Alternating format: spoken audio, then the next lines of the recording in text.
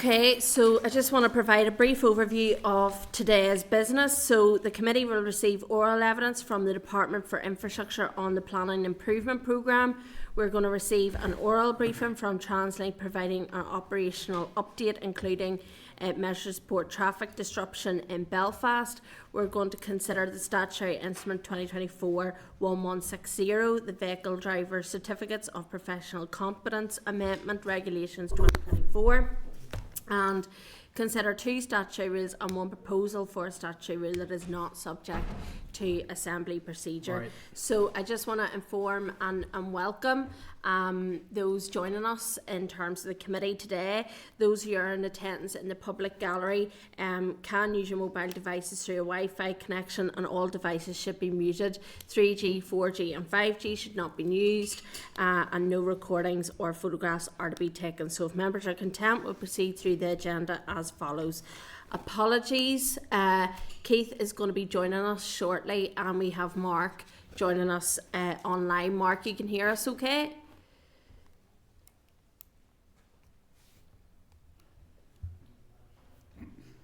Yes, thank you. Yes. Sorry, you weren't allowing me to unmute myself, or the host wasn't. Now they have. No problem. I was getting worried there, Mark, we wouldn't hear you, more to the point, but thank you for that. You weren't. Declarations of interest remind members that they are obliged to declare any relevant financial or other interests which might reasonably be thought by others to influence their approach to the matter under consideration. Any members who have interest to declare in relation to today's business should do so now or when the particular matter arises in the meeting. So does any members have any interest that they wish to declare at this stage? No? Okay, item 3 is chairperson's business. Members were obviously aware of the devastation that's been caused as a result of the storm over the weekend, and I think it's only but right that we put our thanks on record to the frontline staff, to DFI staff, to NI Water staff, and our emergency services volunteers right across Northern Ireland in terms of the storm and the operation and the recovery, I suppose, after of the storm.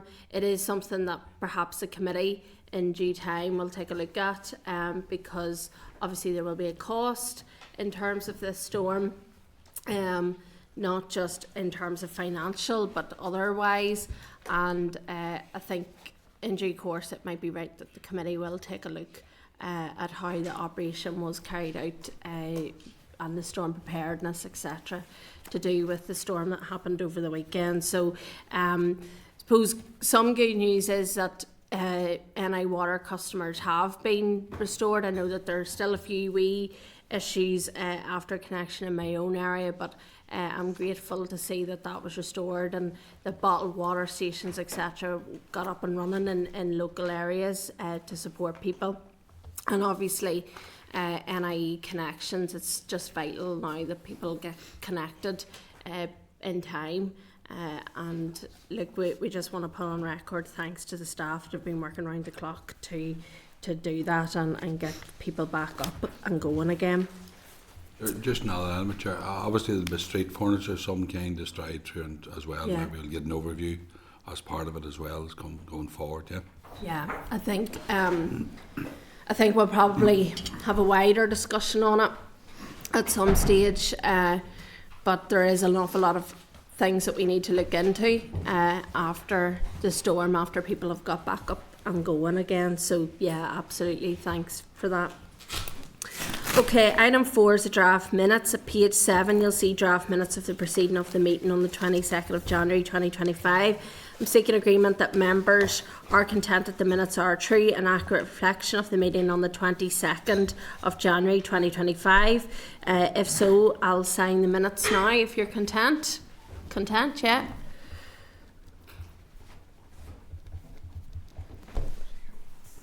Thank you. Okay, item 5 is matters arising. At page 3 of your table papers, you'll see response from the Minister of infrastructure in terms of our January monitoring round. The response from the Minister has been classified as assembly restricted, you'll see that. Therefore, obviously be mindful of the information that is contained, and it should not be circulated more widely. And I just want to thank the department for providing a prompt response in relation to this, because obviously it'll form our consideration of budget and January monitoring round. So following the oral evidence with departmental officials and the outcome of the January monitoring round, the committee sought further detail on the BEAR judgment and how the capital allocation received will be used to manage previously highlighted pressures. So I just want to try and seek agreement from members that the committee seeks further detail from DFI on the areas of spend and the amounts of the internal movements that enabled an allocation of 3.8 million to TransLink, just to see where that's being spent. I think would be good to get an overview of that.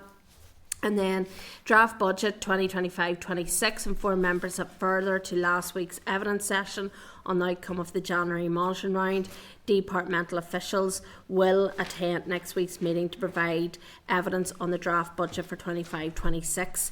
So given our committee's advisory and scrutiny role, I think it might be helpful for members, if we commence the meeting in a closed session for just ourselves, to give consideration of the broader budget process and to consider any relevant areas for consideration to the department. So just ourselves will have a brief few minutes at the start just to have a bit of a closed session to go through that ourselves before the department comes in. So I'm seeking members' agreement in regards of that, that the meeting will commence in closed session next week to consider the committee's approach on the draft budget and associated processes. Right. You content? Right. So I'm asking members if you have any other matters arising from the previous meeting. Content? Okay, correspondence. At page 17 you'll see the correspondence memo. At page 50 you'll see response from TransLink providing the business case for the night mover service. I'm seeking agreement if members wish to raise any questions regarding that. They can do so when TransLink officials are up during our briefing, if you're content with that, and then if not we can follow up if there's anything after that. And I'm asking members now if they wish to comment or raise any issues on any other items of correspondence in the meeting pack. No? Okay, so I'm seeking agreement that members are content to note the remaining correspondence as contained in the correspondence memo in the meeting pack. Who's content? Yeah. Okay, thank you. So item 7 is the Planning Improvement Programme, Department for Infrastructure oral evidence. On your table papers at page 8 you'll see the Clerk's Memo Planning Improvement Programme. At page 58 you'll see the Planning Improvement Programme, Department for Infrastructure written evidence. And today I'm welcoming to the committee Ms Judith Andrews, Acting Deputy Secretary for Climate Planning and Public Transport, Rosemary Daly, Director Regional Planning, Governance and Legislation, and Ms Fiona McGrady, Regional Planning, Governance and Legislation. You're very welcome to the committee today. I'm seeking agreement from members that the evidence is recorded by Hansard. If you're content, yeah? Okay, thank you. Thank you for joining us at the committee today. We appreciate your time. This is obviously a very important issue that the committee are very keen to look into. So we do obviously have your written evidence that you have provided to the committee. So if you wouldn't mind just briefly for 5 minutes speaking to it, the floor is now yours. Thank you. Okay, thank you, Chair. I'm actually going to hand over to Rosemary Daly, who's going to address the committee with our opening remarks. She's Director of Regional Planning, Governance and Legislation. Okay, thank you. Good morning, Chair and members. Look, thank you very much for the opportunity to update you on the ongoing work to improve the efficiency and effectiveness of our regional planning system. As Judith has said, I am the Director for Regional Planning, Governance and Legislation, and I'm joined with Judith and Fiona today to give this presentation. The Minister and the Department recognise how important planning is in protecting the environment, shaping the local communities and, of course, in developing our economy. It is important to acknowledge just how complex planning issues are and how often challenging they are to overcome, and the implications this has for the delivery of good quality and speedy planning decisions. The reality is that these challenges are only going to increase with today's planning space, given the many complex considerations relating to the protection of the environment and our obligations to meet and respect climate change. As the members are aware, the transfer of the majority of planning functions to local government in 2015 was a biggest change in government in over 40 years. And at the same time, the planning system was fundamentally reformed to replace the previous unitary central government system with a new two-tier system, resulting in a newly formed councils becoming responsible for preparing the local development plans, determining over 99% of plan applications and taking appropriate enforcement action when required. In addition to the challenge of implementing a completely reformed system, as well as the bedding in of decision-making in the role of transfer to local elected representatives, the period has also been characterised by significant uncertainty and challenges in the 3 years without ministers, the implementation of a new planning IT system, and of course the global pandemic. Despite this, the planning system has continued to function, with on average 11,500 applications being processed through the system per year over the past 5 years. To add to that, a significant number of these applications have been approved at an approval rate of 98% for majors and 95% for locals. To date, 5 councils have adopted the local development plan strategies, 1 council has a direction to adopt, and the Department continues to work closely with the councils to bring forward the remaining development plan documents. Of course, the planning system can do much better in delivering for people, the environment and the economy, and this has been recognised by all the stakeholders in recent years, as well as been highlighted in various reports. In response to this challenge, the Department, in collaboration with the local government, given the shared leadership role of the two-tier system, developed a planning improvement programme comprising a suite of actions across key thematic areas, including policy, legislation, local development plans, development management, performance and engagement.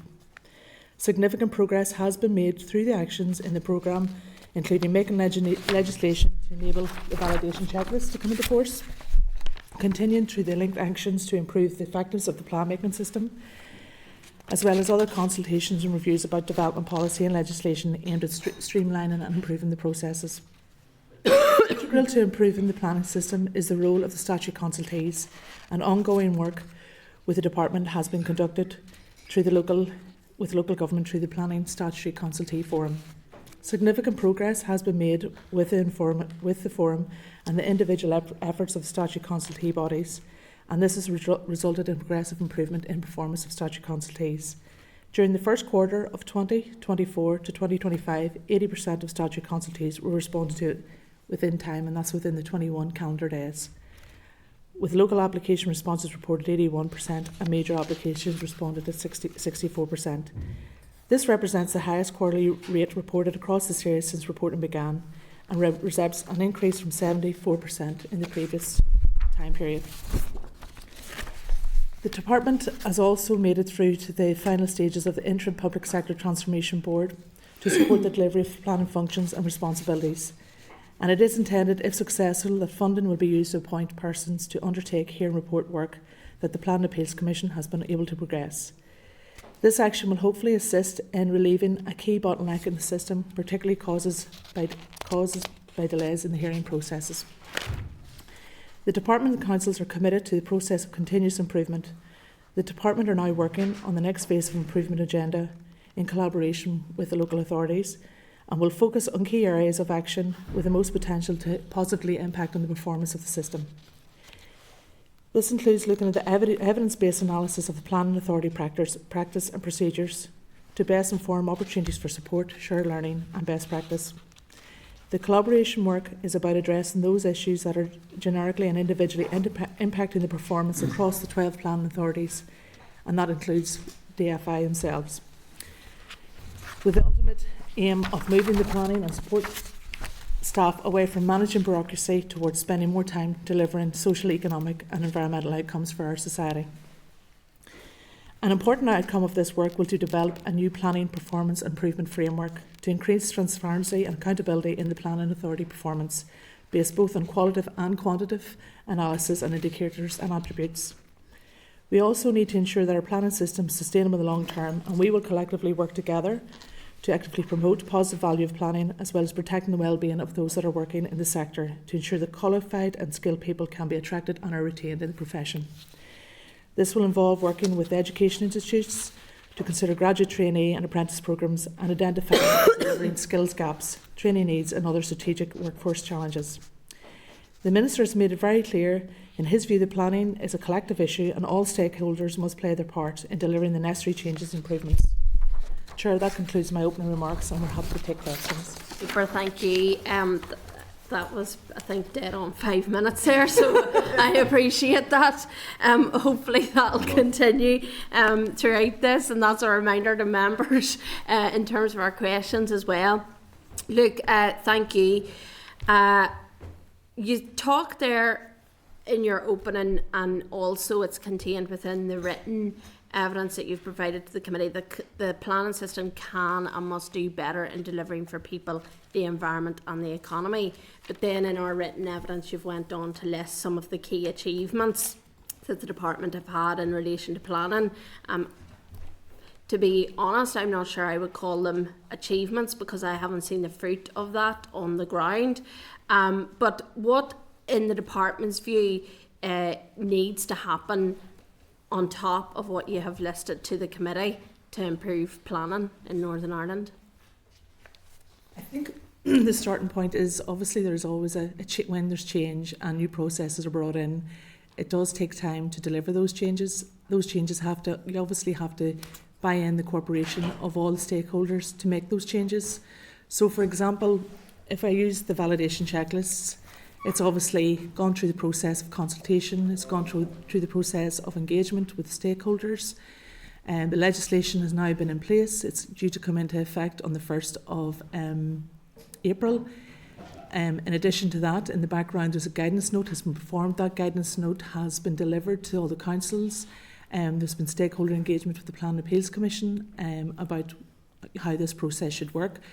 So whilst it's a very important part, because that will obviously improve the quality of applications coming into the system, and that will benefit everybody that's working in the system, such as statutory consultees, the planning officers, and even be more transparent to the public, because they'll have more detail in front of them to consider when they're looking at the applications. So that process in itself is underway. It's in a good place. Obviously the legislation is a key part of that. The guidance is another part. We've delivered training as well with the statutory consultees and the heads of planning, and I know some of the councils are already out to consultation and they're coming into force, and that they're all going to bring the validation checklist. So there's been a lot of work that has taken place to get to the point where the councils are all signing up to saying, okay, we'll all do our validation checklists. So that's just an example of one change. You're aware that the development management regulations, that's another change that's coming in. So the development management regulations is basically the piece of legislation that sort of gives the public and the councils advice in terms of how to deliver the development management, i.e. the processing of their application. So we're at the same process where we've gone to consultation. You'll be aware that we have produced a report of the findings, and that's with yourselves, and that will move through to hopefully a legislative change. Again, it's very important, as you appreciate, that we don't just make change for the sake of it, that we consider everything very thoroughly, and when we make these changes, they are most effective, and we get them right. And that's where we're at. We're looking at where, the existing legislation could be improved, and that's essentially one of the backbones of the planning improvement process, where the department has a responsibility. But to make that change in the legislation, we have to make value judgments as to whether that is going to have the most impact on the system, because we appreciate the time that it takes to get all the stakeholders on board, as well as with yourselves. So, are you confident that that legislative change will happen in this mandate? The legislative change, the validation checklist has happened. Yes. I would be confident that the development management regulations will happen, because we are at an advanced stage, and we may have an opportunity to look at how best to deliver that in terms of efficiency and expediency. We're looking at that.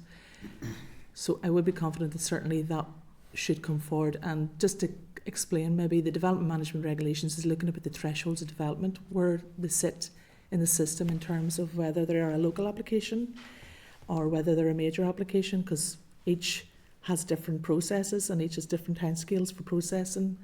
And some of that has thresholds for the types of development that fall into each category. So it's an area that we have to look very closely at. And again, as I say, get it right and have it fit for purpose going forward, because we don't want to be in a situation that in 5 years' time, as things advance in the development world, that we need to come back and look at it so soon. So we want it to be robust and effective, but we would be confident that that legislation would come through in this mandate.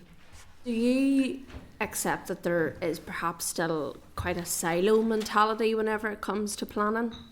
I think I would have to say I do agree with that, which is the reason why we're very keen to get in and work very closely, particularly with the councils, because obviously they are the governance over 99% of the planning decisions in the system. So we have undertaken a process of individual engagement with each council, because we recognise that there's issues in some councils, and just to say, some councils are performing really, really well, and some councils have issues, and it's identifying those issues and how we can take them forward to cause the most effective change that will support them.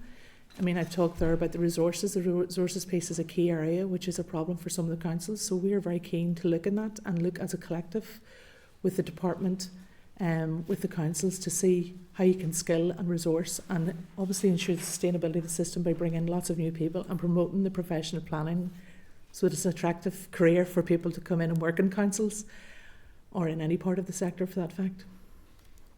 Chair, if I might come in as well, just to kind of build on what Rosemary has said too. I think that the planning programme has been ongoing for about 2 years, and there's been a lot of diagnosis, and I suppose there has been a reset and a refocus, and we have tried to take a more strategic view of the whole planning system.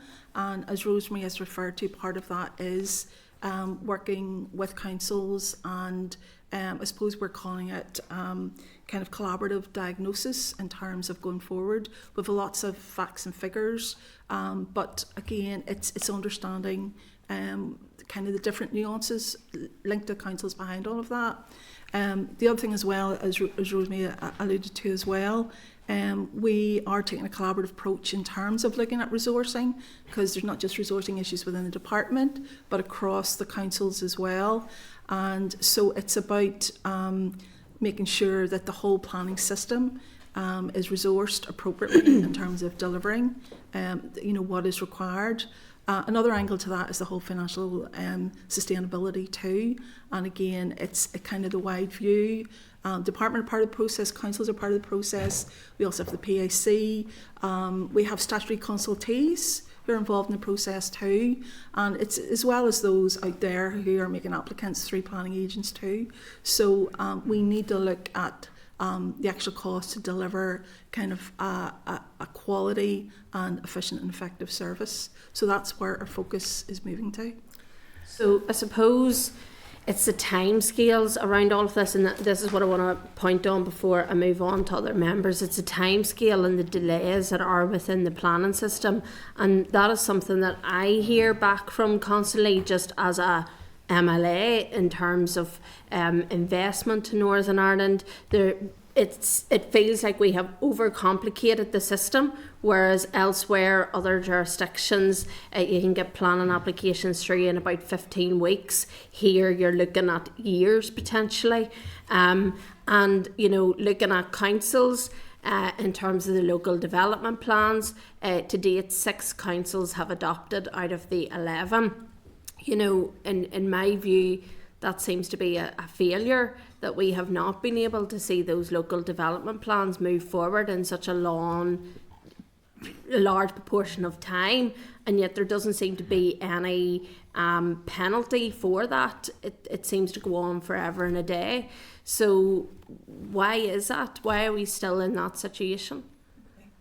If you want to do the development plans, obviously, again, back to the point that the development plans is multifaceted in terms of all of the background information.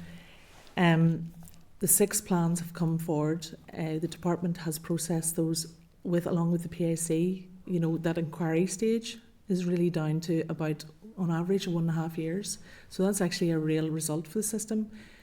The backdrop to that is just the preparation of the plan. Now, in a previous life, I held a public inquiry into a plan, and the volumes of information and documentation and technical information that has to be put forward to support your approach in the plan is very intensive for the councils, and it's very labour intensive. It's costly for the councils.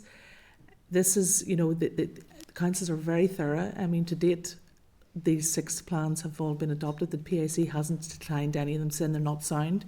So that's actually a good indication of the efforts that have put in so far to date in getting those across the line. Councils are very, very, you know, there's a number of different issues why the plans haven't come forward to public inquiry. This is something that, at this point in time, we're very, very alert to. We are looking across at other jurisdictions yet again to see how we can refine the process. We're not on our own in terms of that.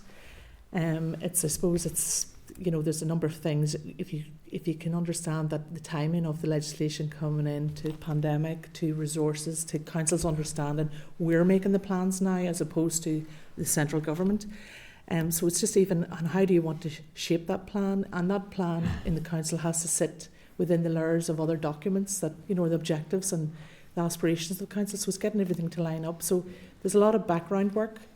And it's a costly and time-consuming process, so we are very alert to that. And obviously, the going forward in the next phase, improvements to the local development plans is a key area we want to work to, and, you know, to try and streamline that even more.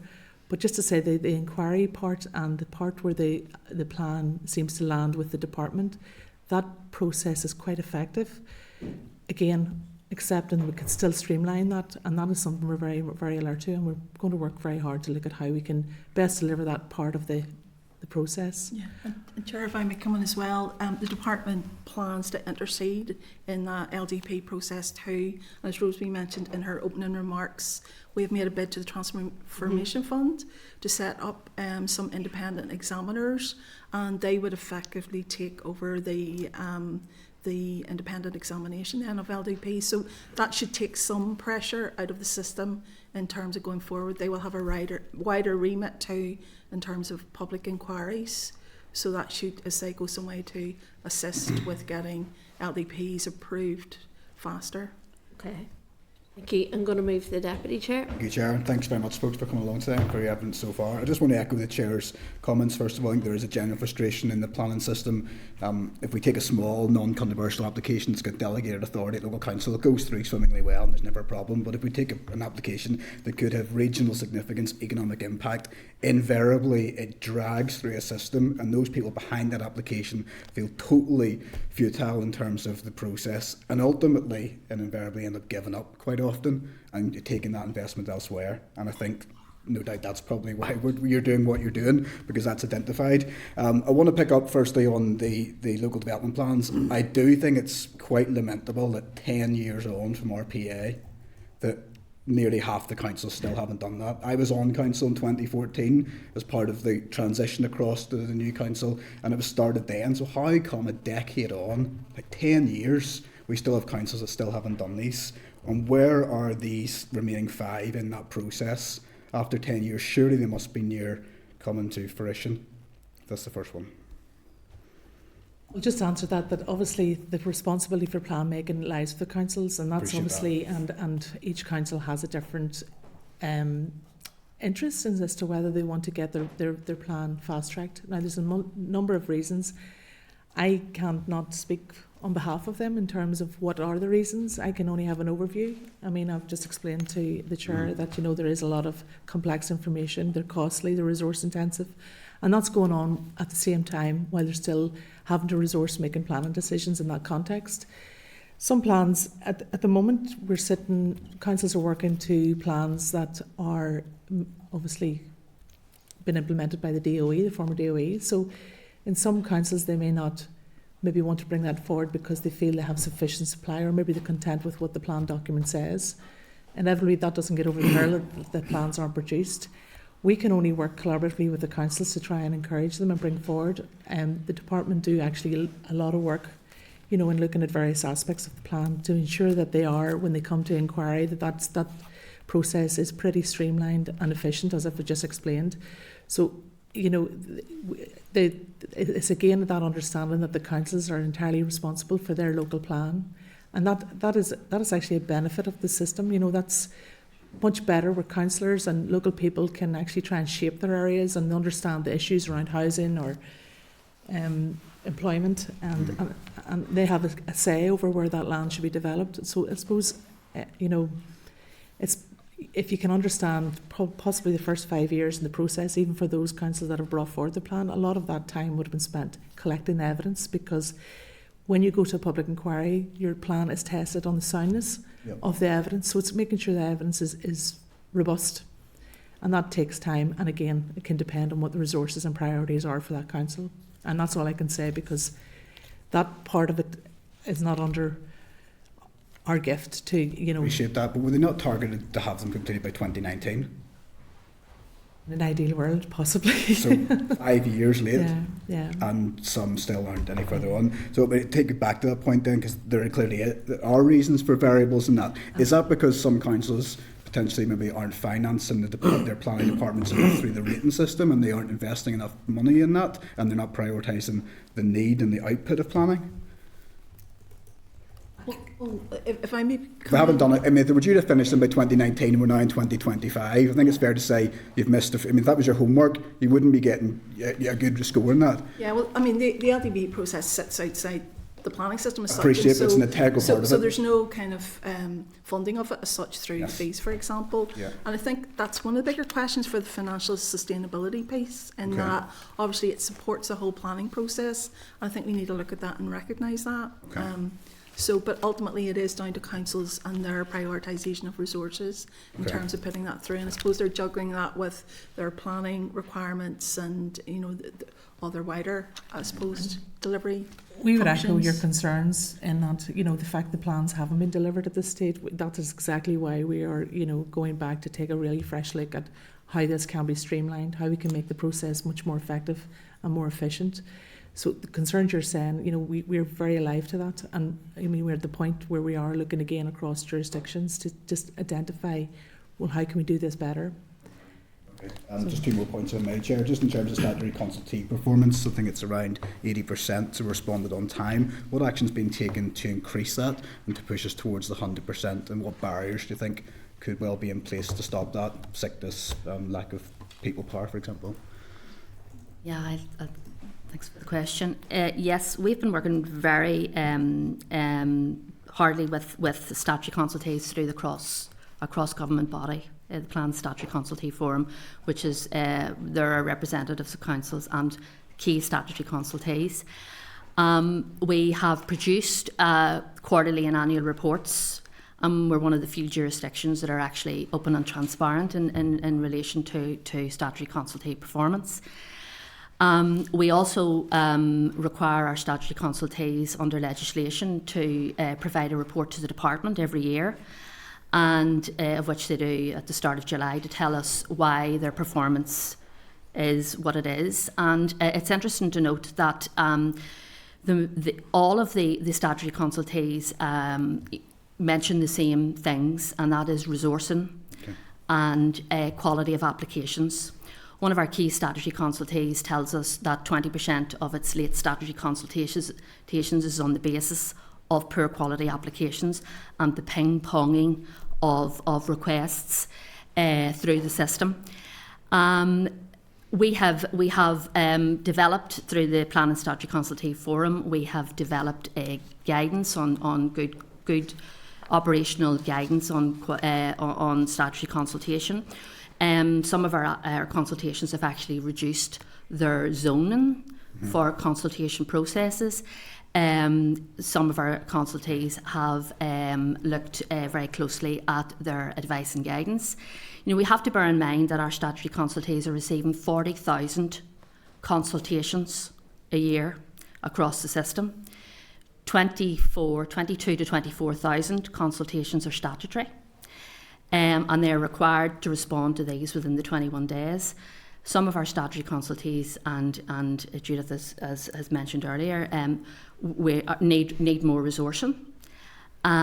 So in the round, we're working very hard with them. We meet them on a quarterly. The meetings, where we meet statutory consultees and councils, we meet on a quarterly basis.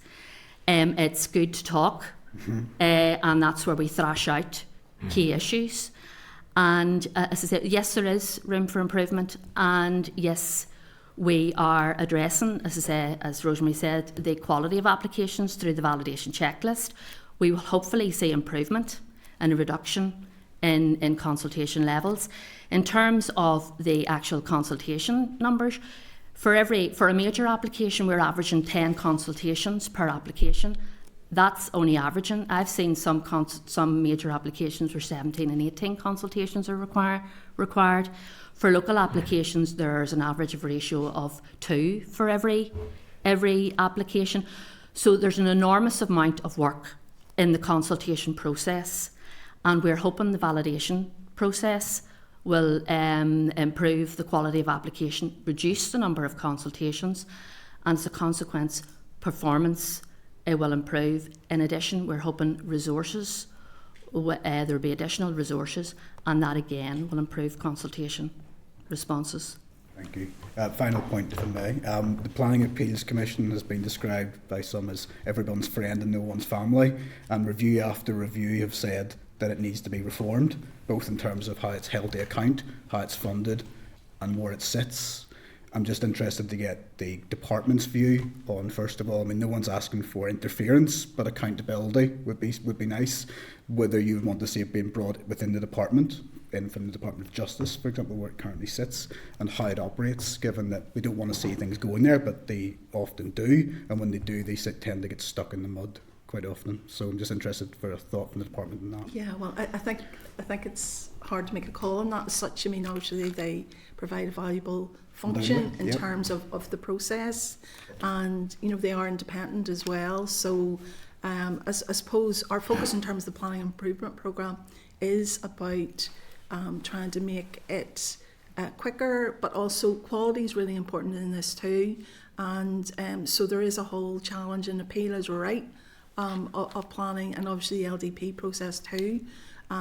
So I suppose from a departmental perspective, we would like to see improvement in efficiency and quality, but there's a number of players in that scenario. Okay. I'm almost giving you a politician's answer there, I think. But we're used to it. No, understandable. Thank you, Chair. Thanks very much. Just to add on that, there is obviously the Northern Ireland Audit Office are undertaking a review, so it'll be really interesting to hopefully get positive findings out as to the direction that the PIC, where it should sit, or is it in the right place. So look forward to that report. Yeah. Thank you.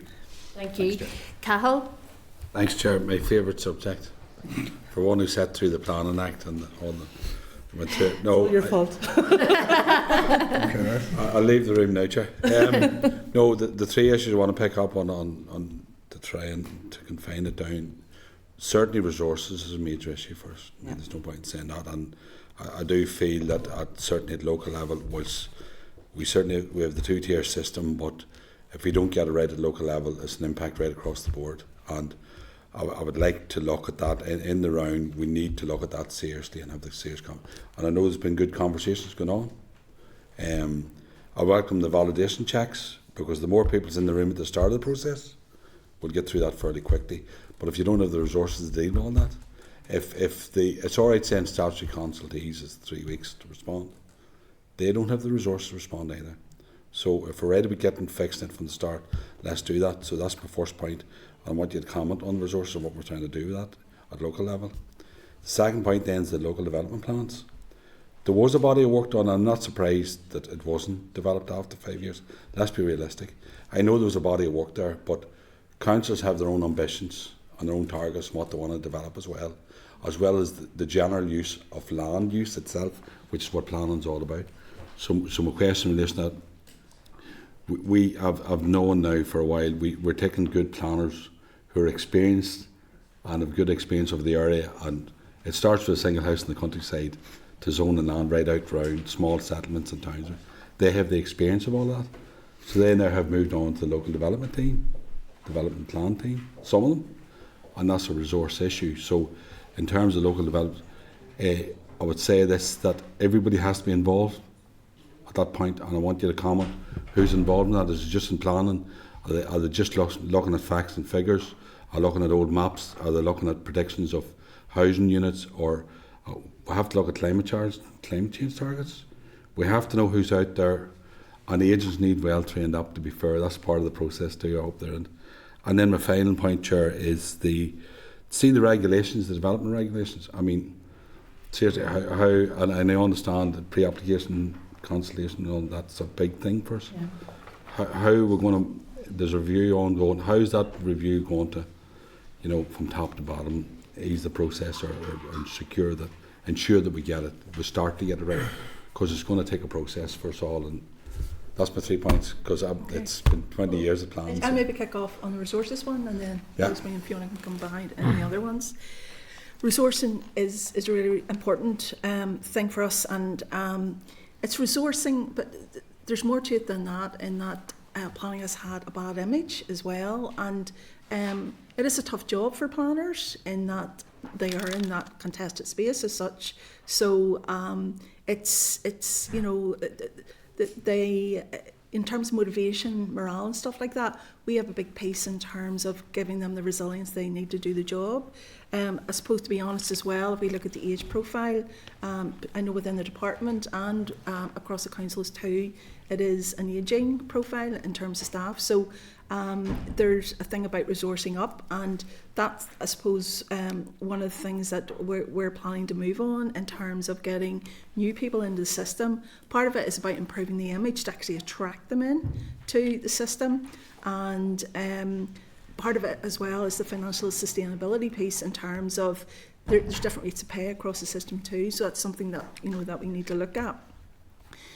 So the intention is that we will look at some sort of apprenticeship type scheme to bring people in at the bottom and kind of grow them, through the process.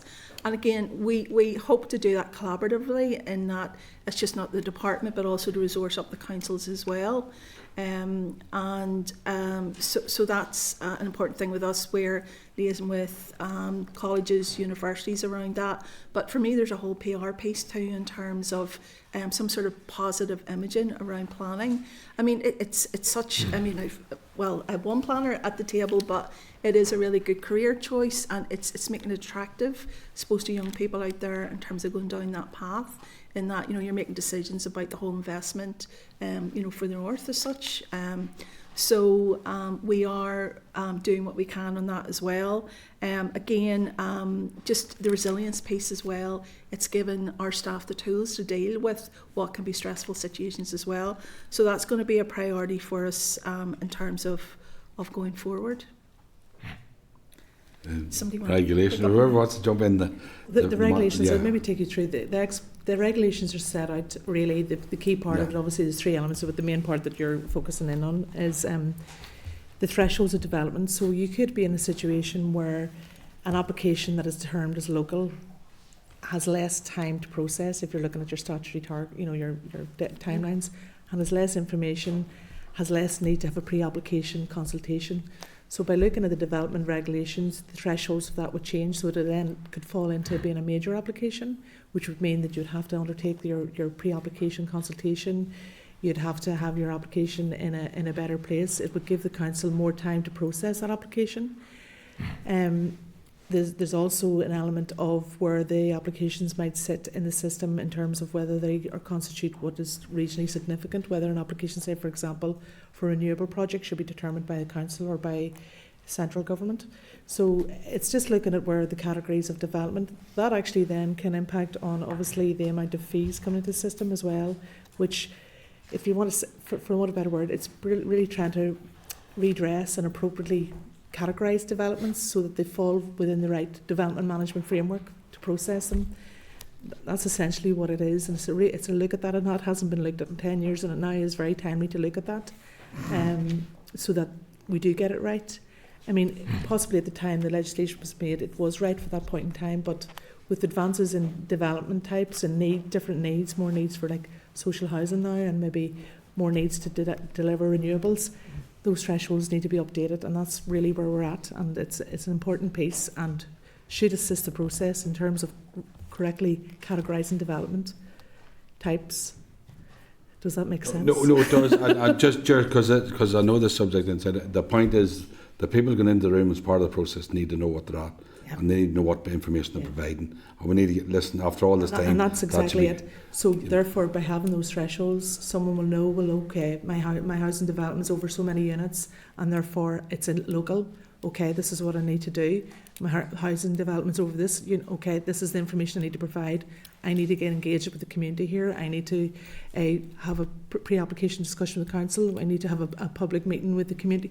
All that sort of stuff is dictated by the development management regulations. So that's really the purpose of it, is to ensure that the thresholds are appropriate for the type of development, to help the system and help those working in the just system. quickly, sorry, to the local development, because it's all right saying we give somebody permission, but if NIE is not going to provide the connection, so it's very apt time to talk about NIE at the minute, but don't get into the issue of connections to water and connections to all those people. Need, if we're serious about it, I know it's not the responsibility of planners, but I mean in the whole round of things, all those conversations, and all the people who are entitled to object or have a conversation with, we now should be bringing all that to the fore now. Mm-hmm. But the local development plans, I mean, there's ambition. I can understand why it hasn't happened off the figure.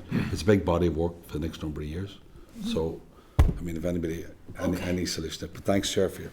Okay, thank you, Keith. Okay, thanks, Louise, for coming along. I have a few questions. You referred to your statutory consultee forums that you do quarterly. Give me a sense of the agenda of that meeting and how that's run, and what's the conversations that you have.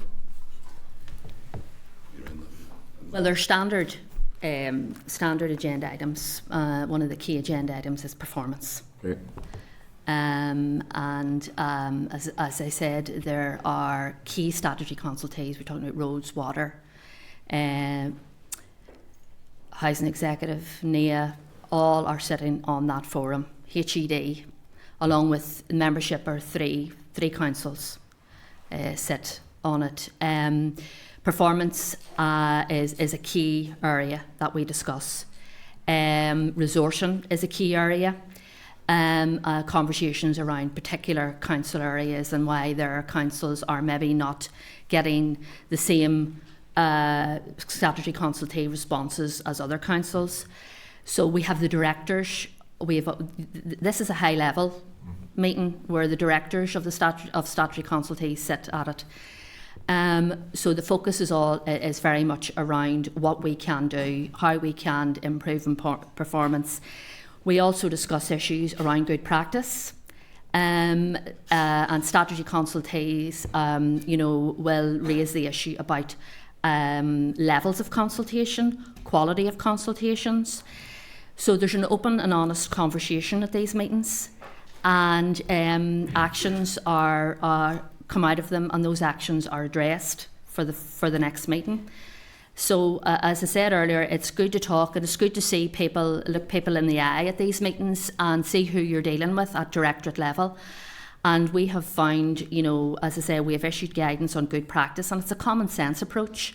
It's actually being able to lift the phone and talk to somebody, and these are the types of issues that are addressed at the meeting. Yeah. How long has those meetings been going on, roughly? So many have you had in total, if you were guesstimating? I would say we've had 20 plus. So if I look at your DFI report, and you referred earlier to your 80% statutory responses, but these 80% figures are based on 5 consultees only: HED, Rivers, NI Water, NIA and Roads. But I look at that bar chart and it's skewed because Roads has 2,250, NIA is about, I'm guessing, 1,000 roughly, and NI Water slightly less and less. So DFI Roads is good response, is giving you an 80%, is masking the other ones. So whenever you're at that meeting, do you drill in to look at, and I'm looking at NIA here, and I'm guessing 25% late, based on that bar chart, guessing that DFI River, similar, HED, similar. NI Water is 100% success rate. So how much do you drill into those individual 5? Because the 80% is a mask on all of them. So some are okay and some are poor. Yeah. So at your 20 meetings you've just had, is HED, I'm picking HED and I'm picking NIA because they're abysmal, and is SAS at that meeting? So are they improving individually? Not the 80%, because that's a mask of everything. Yeah, well, we do report on individual And we do, the average is based on the individual But the 80% is the average of the 5? yeah, no, the 80% is the average of the full. The 5 main consultees. No, there's 11 consultees. But if you look at this chart, this 80% here tells me 80% of statutory consultees in 2024 responded on time, but that's 80% of the 5. I'd need to Unless I'm clarify wrong, that. I'm wrong, but that's what that chart's telling me. So all I'm saying is any homework done on the individuals Yes. that are badly performing? We focus in on particular areas. You know, you mentioned NIA. We have had conversations with NIA. We deal with their problem. They had issues around resources. We drill. Well, sorry for cutting across you. So if you were to look back at 20 meetings ago to now, what has NIA improved by? And let's say 20 over quarter, is that 5 years? Roughly, if you're running them every quarter, it's roughly 5 years. So what has NIA improved in this past 5 years in their response times? The difficulty with statutory consultations and the difficulty with statutory consultees, at any given moment, you could have a good performance, then they lose 2 or 3 staff, and then the performance dips. So you're going round in circles. You know, I can quote Rivers and in our own department, and they're down resources. Their performance a number of years ago was well up there. Just to add, just the level of information that's going across to NIA is different from the level of information that's going to roads. So roads is very, very black and white technical. You meet the standards. If you can understand that NIAs get consulted with a lot of support and environmental information that has to be highly scrutinised, so it's a different process. So you can't compare like for like. No, but it's still. But this 80% graph is still making it look at it's 80% good, but it's not. But we do drill down into each of them. You know, I'm just looking at the overall picture. Yeah. It looks a great picture that 80% consultees is, and any the forum gives absolute opportunity to look at these areas and where they can be improved, and even things such as, you know, do we need to consult you in the first place? That's a first step. Does that need to happen? When we consult, what is the level of information? If you can imagine that, you know, these applications come into the system, there's automatically a generated consultation to such a consultation such as NIA. They'll come back and they'll say, well, we need this, we need that. There may be an environmental impact statement that has to be considered. So you can't really compare. I know everybody likes figures, but you can't compare the technical information which is presented to our roads. No, but I totally agree with you. Yeah. But that 80% figure, them's not my figures, them's yours. Yep. You're making out that 80% consultees is brilliant, but that's not the fact, because you're averaging them all together.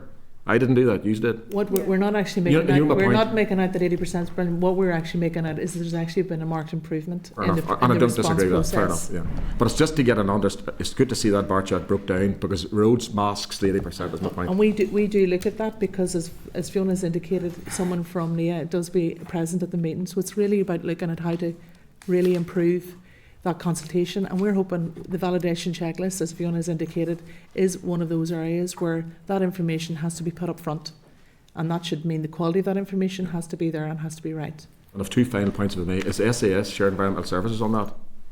No, they So don't attend that. how then, if I was building an agricultural building and I'm a consultant with NIA and SAS, that's the ping pong? Heads and planning are represented at the meeting. Sorry? There's council input at the forum as well. So you know my point. I'm looking from an environmental aspect. The NIA and SAS, sometimes they play ping pong, and that's at the negative effect of the person trying to build the agriculture or whatever it is. Yeah. Finally, what's the definition of a response? So it says here, number of responses that have received within the time. What's the definition of a response? Is that a holding letter? No.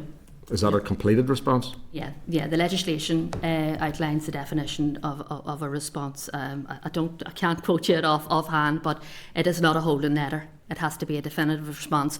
Whether Say we need more information. We need more information, or we have given you a response, or referring you to advice. Our legislation covers that. Thank you. Thanks, Chair. Okay, thank you. Sorry, Andrew. Thank you, Chair. Thank you. Thank you for coming. I suppose I'm going to touch on things that have been raised before because I think they are super important. The issue about keeping staff in the system, because again, the feedback that we get sometimes is that a lot of this is at a local level is a resource staff issue, and I suppose it's just you consider issues and recruitment, retention, capacity, capability, and financial sustainability. I suppose just, how do you do this? Because it seems to be some of the key things here, especially the capacity and the internal thing. It is. I mean, I think, as I said before, part of it is about trying to attract people into the industry. So we need more kind of visibility in terms of planning, maybe some sort of role models, and that's why we see the links with the universities and colleges and schools as well, in terms of talk about planning as a profession, in terms of try to entice people into the profession. The other thing as well is we're working with the RTPI, who are the professional group for planning, and it's not all necessarily graduates that we're looking to bring in. It's bring people in to come in and train with on-the-job experience as well, which will make them eligible for qualifications as well. So there is a piece of work to be done around all of that, and to be honest, it has been difficult in terms of the financial climate. Both the department and the councils are working in terms of recruiting people. Now, I know within the department there's movement on that, so we're hoping to get a number of competitions up and running. But I suppose it's trying to be as smart around how we get people in. Some of it as well is looking at maybe admin staff within the department, and is there any kind of conversion courses they can do? They may have worked around planning, but they're general grades. The other thing as well is also actually there's a lot of analysis going on in terms of the planning process, particularly on the case management side, to look to see what activities around planning can actually maybe be done by general staff to free planners up to actually do the planning part, and in terms of making the decisions. So we're doing what we can. And again, it's collaborative in that the councils are having exactly the same issues as we are having. So it's how we together look at bolstering the whole kind of resourcing across the planning system. Yeah, I think it's about the capability, but then you increase the capability and the capacity within the system, but then it's retaining it. So then it just, because that's what happens is that... Yeah. And even on the capability side, we have plans to do a lot more training.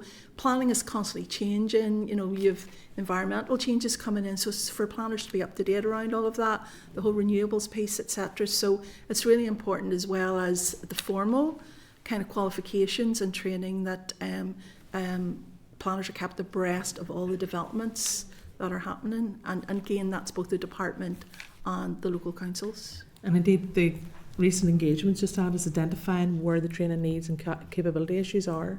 The statutory consultees is one area where papers have been produced and guidance is produced. It's actually getting that delivered into the mindset of people that are making the decisions when to consult, what you deal with the consultation.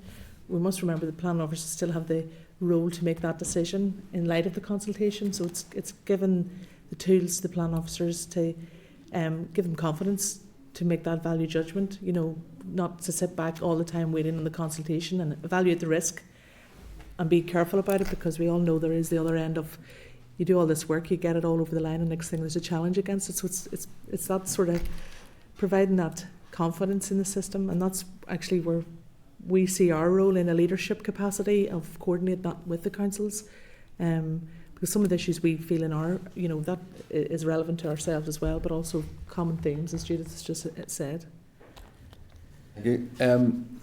Just on the key achievements, you read through key achievements, and I sort of was hoping maybe to see, planning application times coming down, and there's no mention of that. So can I infer from that that is not an achievement because it's not been dealt with? And I suppose really, what can you comment on that really, I suppose?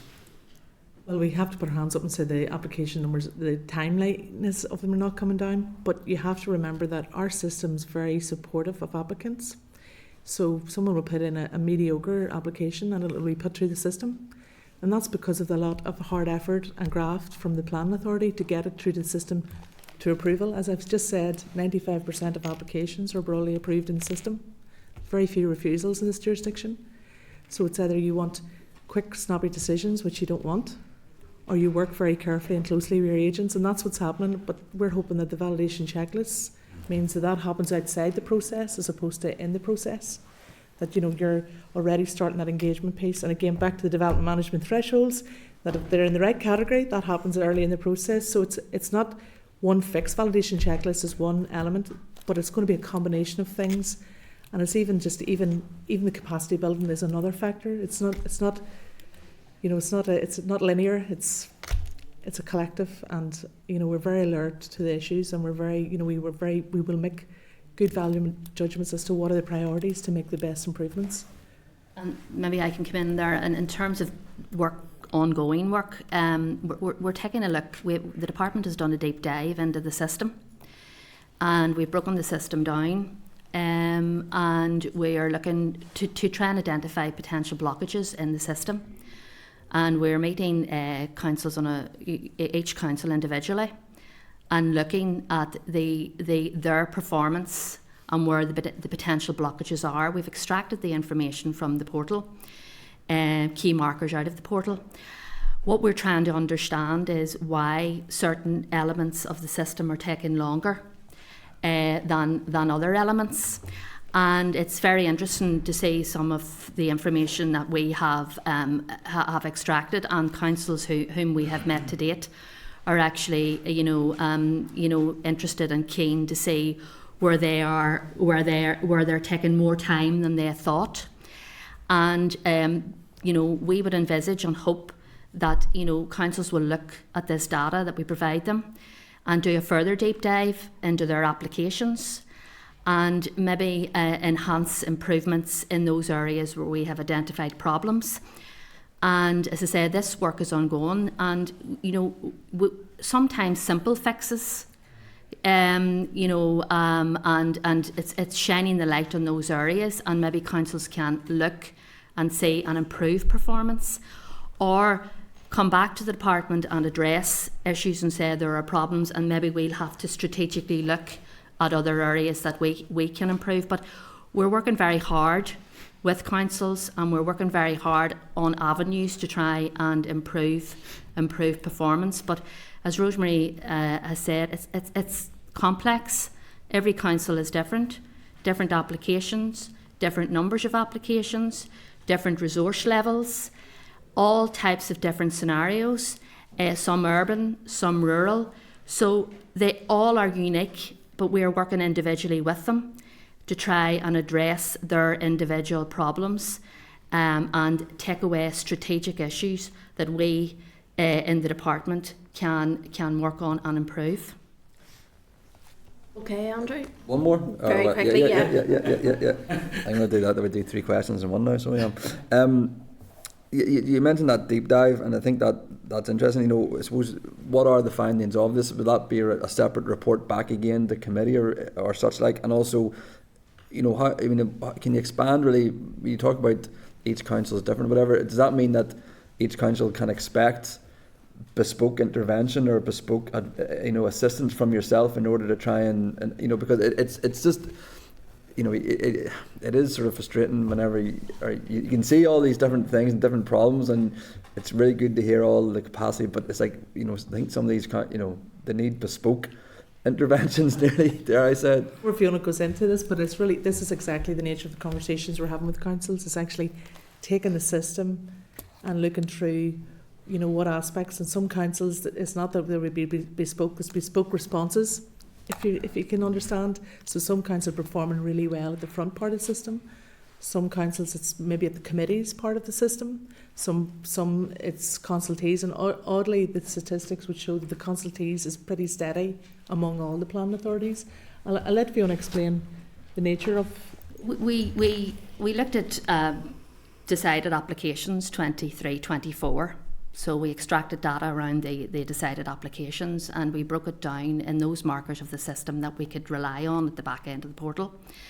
And we broke down, as I say, we broke down the front end, as Rosemary said, and we broke down the middle end, and we've broken down the back end, and we have identified the time taken, for example, from an application is received until it's validated, from an application is validated until a first consultation issued, from the first consultation issued to last consultation issued, and post that last consultation, we have looked at the time it sits then with councils and the department post the last consultation issued.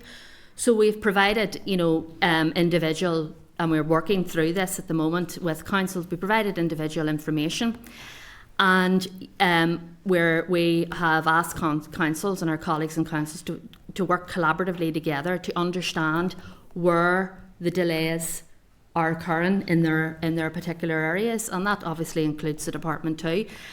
And when that work is done, we're hoping, that we'll see if there's a front end of the system when the validation checklist comes in, there'll be an improvement there. If there's room to improve at the back end of the system, what's happening between the last consultation and the decision issued. Are there complications at that level? Are there planning committee issues? So we've looked at the whole system because we recognise, we have done a lot of work at the department has done a lot of work in looking at legislation. We've done a lot of work with statutory consultees. We've done a lot of work in the entire system, but the performance is still sitting at, so what else is happening? And we need to understand that, and that's exactly what we're doing at present, is this collaborative diagnosis to understand what is happening in the system. So we're within our power, we can rectify that. Love the term collaborative diagnosis. That's a new one. It's not one you hear on Casualty anyway. No, there's not. Just a few injections will help that nurture. That's all I can say. I can't take credit for that one now. I'm sure we'll hear an awful lot more about it, no doubt. Peter? Thank you, Chair. I'm just going to rattle through my questions if you want to maybe take a quick note, just in the interest of speed and time. Fiona, you've mentioned a couple of times poor quality of applications. I know the Minister has done that as well. I've raised this with him orally in the Chamber. So what would be your assessment of what the checklists are seeking to achieve? Is it focusing on the local applications, major, regionally significant? I've met with multiple applicants since becoming an MLA, and I mean, they're not spending 100 quid, 200 quid to get an application through. It's millions of pounds. So what would your assessment be of the checklists and what they're trying to, I suppose, iron out of the system? You also mentioned the high volume of response or consultee responses, I think it was. I can't remember, I think it was 40,000 you said. I'm just wondering how many of those consultations are reconsultations.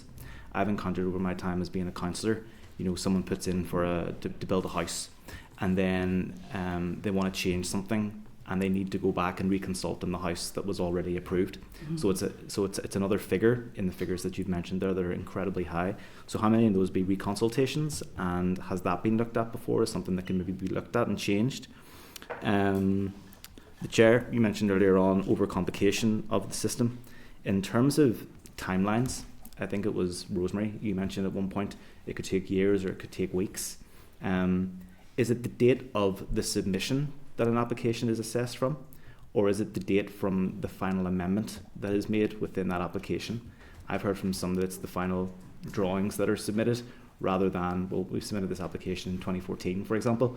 Actually, it's taken as, I can't remember what year it is, we're going to say 2025. It's taken from 2023 when the last drawing was submitted. Is that a fair assessment, or maybe has the department looked at that as well? And then lastly, if I can read my writing here, I suppose it's looking at Northern Ireland as a jurisdiction. Fiona, this was a last question off the back. Sorry, I'm isolating you. But it was something you said in your last comments there. Lots of competing interests, lots of things that we have to look at. Northern Ireland, I think, how do we stack up to other parts of the UK and I suppose Europe as well? Because there's competing interests everywhere, but our planning system has a lot of issues and a lot of people are recommending changes. So those issues that you had listed, rural, urban, they exist everywhere. So how do we stack up in comparison to everybody else? And that's me done. Thank you. Okay, I'll go on. Poor quality of the applications and seeking to achieve that. That will go hand in hand with consultations. So the validation checklist would set out, right, you need to provide your transport assessment or your car parking assessment if that's required, or it'll set out where you need to put in a heritage impact assessment. At this point in time, that would go to the system. That would be a consultation. Consultate and come back and say, we need a transport assessment. So you're cutting down that time frame. So that's how that should work. Now that's where we're hoping to see the improvements. The consultation. So local in that sense? Local applications? No, that's cross board. That's Across the board, local okay. and major. And oddly, it's actually I think the committee here is really hitting something. There's a lot of work to be done with the locals. The majors are actually, and I think that's because the majors are generally a higher quality of application. That they tend to go through the system much easier because of that pre-application engagement. So it's really getting the locals. It's the bread and butter of the planning system that we need to really focus on, and we are very alive to that. The consultees, how many are reconsulted? I'm not too sure if we do monitor that, Fiona. It's something we could look into when we're looking at our statute consultee forum. We could actually raise that issue and come back to you at a point in time. At the moment, I don't think we do have that figure. But I wouldn't have it just yet, but there are quite a few applications that are reconsulted on.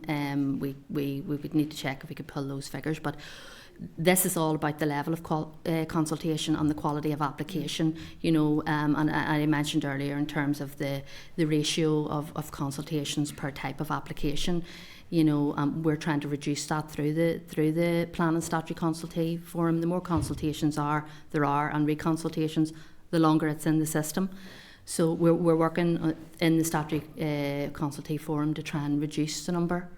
And hopefully, as I said, through the validation checklist, quality applications coming in, there won't be the need for as many consultations. Yeah, but we can definitely look at that. We can look at that.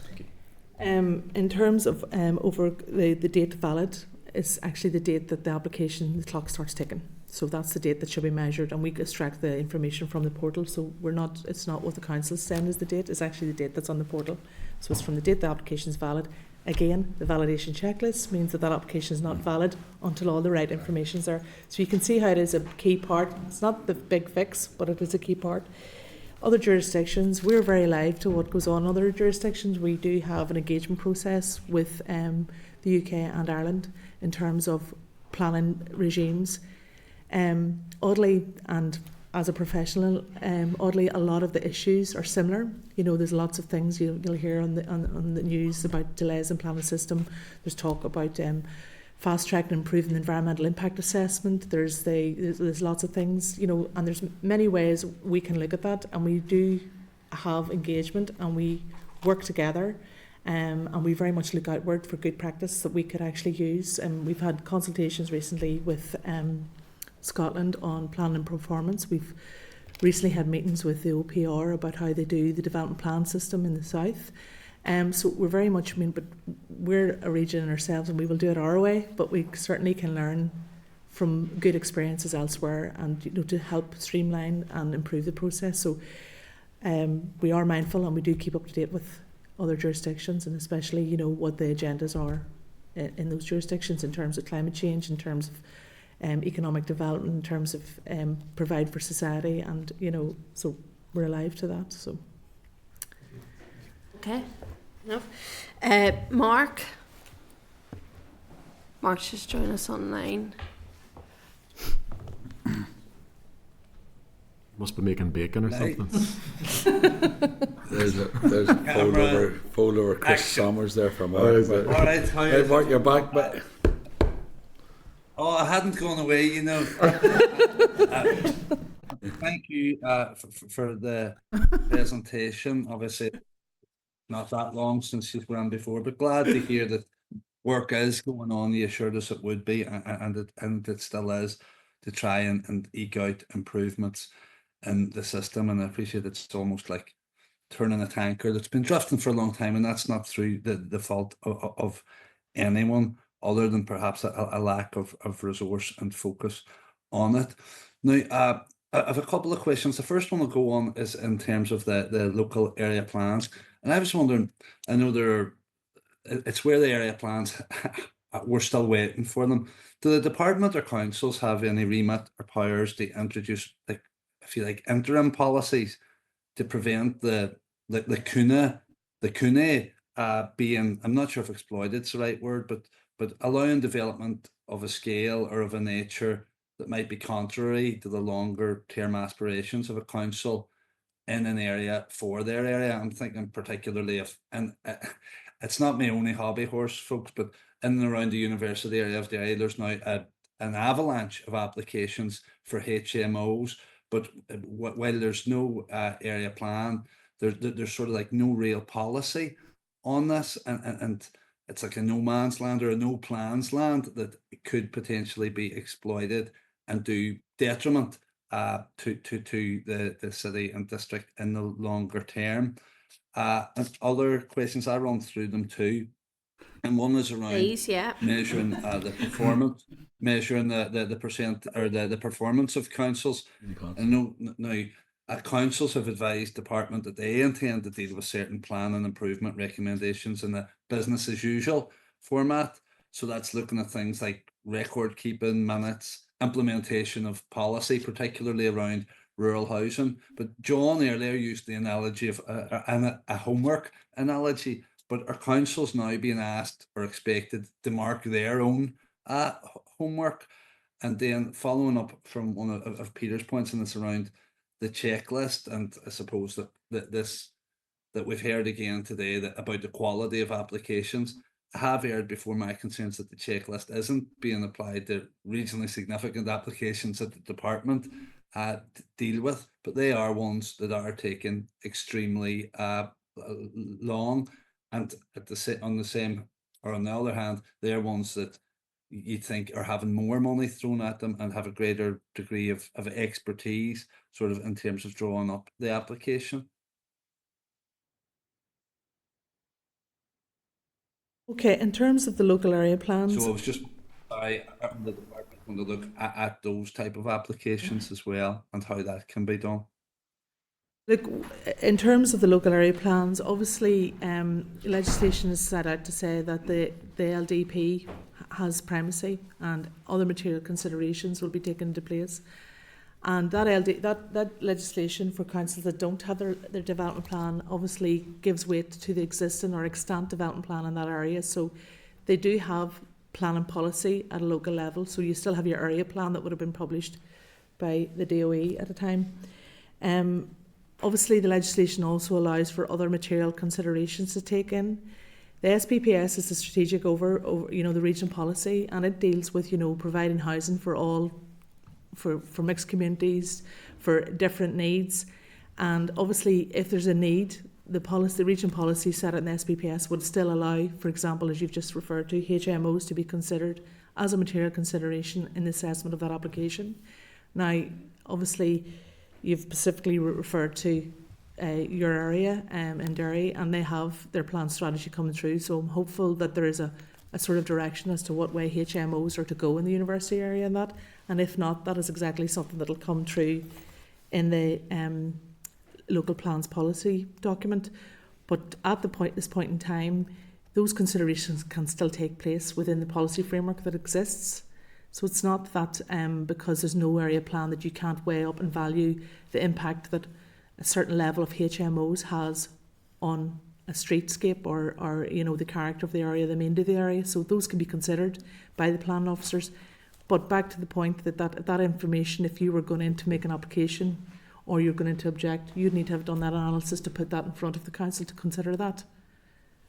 It can be taken on board by planning officers, Yeah. but then it's when they invariably go to the Planning Appeals Commission that the difficulty arises. Well, it's still a material consideration. It'll, the Planning Appeals Commission is duty bound to make decisions in the same way the councils are. Again, it's what evidence is presented. If you're not coming to an appeal with no analysis of that type of development, whether it's good or negative for the area, then the commissioner doesn't have that in front of them. But if you come along with the robust evidence to persuade the commissioner that it is negative or positive, that's before them, and they have to give that. And if they don't, that's an issue.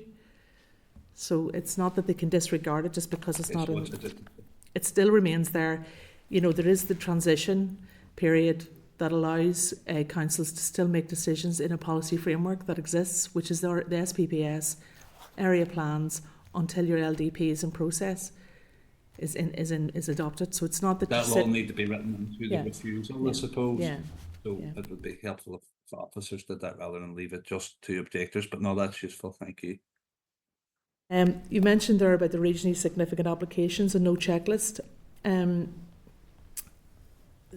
What my understanding of that would be is that really regionally significant applications are the sort of high-end applications. They're probably the most expensive applications to put through the system. there's no way those applications would come to the department without the proper technical information that they need.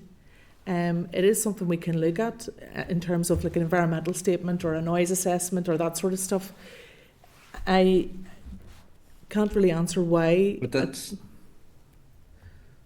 Sorry, go ahead. it's just a wee bit contradictory if we're saying that Yeah. the checklist Yeah. will speed up If- the process yeah. of applications, and that the regionally significant ones, it's hard to imagine that they won't have this, Yeah. but they're taking, you know, up to a decade at times. Well, we are also looking at our Well, and there's process. a lot of Yeah, we're looking at our processes with the regionally significant applications as well as working with the councils, and we want to streamline that as well to make that more effective too. So we're not leaving ourselves out in this deep dive of an analysis of the system. My understanding is that for the department to have that maybe would have required primary legislation, whereas the regulations were applications made to the councils. But in my experience, that the applications that are sitting with the department should be supported by the information that would be required in a validation checklist. You're not going to be considering a regionally significant application without a transport assessment or without an environmental impact assessment for a significant development. So it's kind of it's already in the system with that information. You know, if you take the validation checklist, what we're trying to fix with them is actually the poor quality of local applications. More than actually the regionally significant applications. It's the applications that are, for want of the better word, and it's been used in many documents, the MOT system of the planning system, where you put in a really poor quality, low grade application, and the council end up having to do the majority but of we it. have had the same charge levelled against like regionally significant, particularly renewable energy applications. The startup process. Yeah. So- Well, look, to reassure you, I've been on both sides in terms of submitting those applications and assess them at, and they do come with a substantial amount of background information. You're absolutely right that there is no validation checklist for them, but this is something we can, if we felt that this was a necessary step, we will look to take that step. Oh no, and it's very welcome, a very welcome step. Thank you. Okay, thank you. Thank you very much for coming to the committee today. There was just one thing there, was just following on from Peter's in terms of the need to get the figure in terms of reconsultation. I think it's really important. In this committee, we have heard from the likes of Renewable NI, and they have said about the fact that there feels like there is over consultation in relation to applications that go in, and from my perspective looking at it, you would think that would actually help with your resource in terms of statutory consultees if it's not that ongoing constant and I understand there is that balance that needs to be met, in case there is a challenge that is put in relation to applications, but surely there needs to be an element there of looking at that, and it would be interesting from the committee's point of view to see some of the figures in relation to that. The other thing just I wanted to check up on was the call-in process, and that's being reviewed at the moment with Belfast City Council. If you can, very briefly, just let me know when that review will potentially come to an end, when we will see the findings of that, and what you are learning from that already. This is the call-in for the development Yeah. in conservation areas. That pilot is now coming up on a year, so we're at the steps now where we're going to look at the lessons learned. I think it has been beneficial in that things have seemed to gone through the process quite quickly, without having the need to bring every single one of those to the department. But we are at a point in time where we need to review that, and we certainly will be looking forward to updating you on any findings of that pilot. Okay. Look, thank you. We appreciate it, and it would be interesting once we see the findings of that. If you could give that to the committee, would be really, really appreciative of that as well. So thank you very much. We appreciate your time today. Thank you. Thank you. Thank you, everyone. Thank you.